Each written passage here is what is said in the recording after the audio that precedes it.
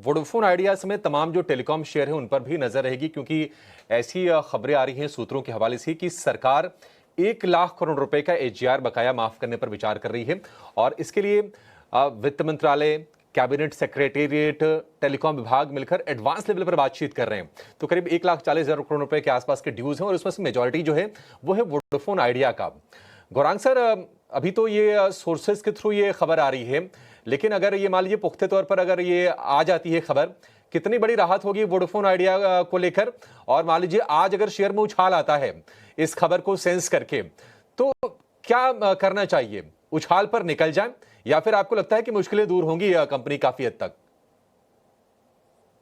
अभिषेक भाई, मेरे ख्याल से आपको पहले तो ये सूत्रों के द्वारा जो खबरें आती है ना अभिषेक भाई, उस पर मुझे बहुत बड़ा संदेह होता है। मैं ये नहीं कहता कि वो हर बार गलत होती है या फिर हर बार आपको एक मौका देती है ट्रेड करने के लिए। मैं ये कहूंगा कि औपचारिक स्तर पर सरकार से या फिर टेलीकॉम मंत्रालय की तरफ से या फिर किसी औपचारिक स्तर पर किसी ऐसी संस्था से या किसी ऐसे व्यक्ति से ये घोषणा आती है, तो मेरे ख्याल से आपको ज्यादा ध्यान देना चाहिए।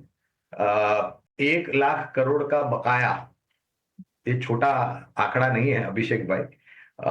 मेरे ख्याल से राहत तो सबसे ज्यादा वोडाफोन आइडिया को होगी, क्योंकि करीबन 2 लाख करोड़ के आसपास का बकाया बैलेंस शीट पर है और धीरे धीरे वो कम हो रहा है। प्रयास चल रहा है 4G से 5G में जाने के लिए वगैरह वगैरह।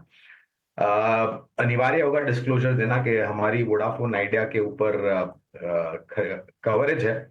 और हम ये राय जो वोडाफोन आइडिया पे है अभिषेक, वो उन लोगों को निवेश की दे रहे हैं जिनके पास जोखिम झेलने की क्षमता बहुत ही ऊपर की तरफ हो। अगर आपके पास और दूसरा कोई विकल्प नहीं है और आप खतरों के खिलाड़ी का खेल खेलना चाहते हैं, देखिए ऐसा नहीं है कि इससे पूर्ण रूप से बैलेंस शीट साफ सुथरी हो जाएगी। दिक्कतें अभी भी रहेगी, लेकिन दिक्कतें जितनी थी उससे शायद थोड़ी बहुत कम हो सकती है अगर वास्तविकता में यह खबर सरकार की तरफ से आती है और औपचारिक स्तर पर इसका ऐलान होता है। तब तक मैं किसी प्रकार की जल्दबाजी करने की तो राय नहीं दूंगा, खबर आ जाने दीजिए। और जैसे मैंने कहा, अगर निवेश है और जोखिम झेलने की क्षमता है तो आप बने रह सकते हैं वोडाफोन आइडिया में।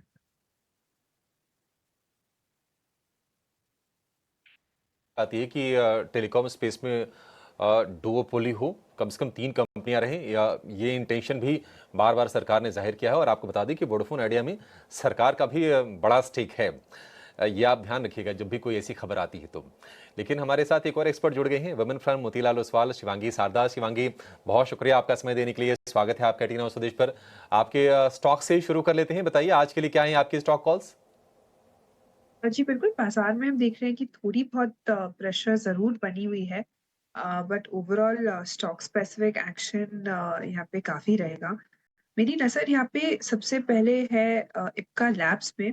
हम देख रहे हैं कि ऐसे बाज़ार में जो डायग्नोस्टिक स्पेस के स्टॉक्स होते हैं या फार्मा स्पेस है, वो काफ़ी मोमेंटम में रहते हैं।